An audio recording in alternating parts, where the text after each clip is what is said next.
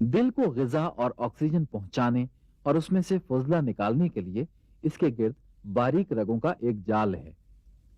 लेकिन एक अहम खराबी पैदा होती है जब इन बाल से भी बारीक रगों में चिकनाई की तह जम जाए।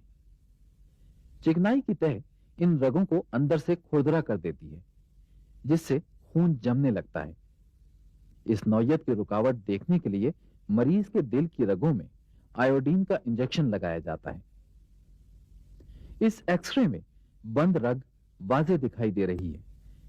जब दिल को खून पहुंचाने वाली इन रगों में खून जमता है तो ये मजीद तंग हो जाती हैं, जिसकी वजह से खून के बहाव के दबाव में शिद्दत आ जाती है।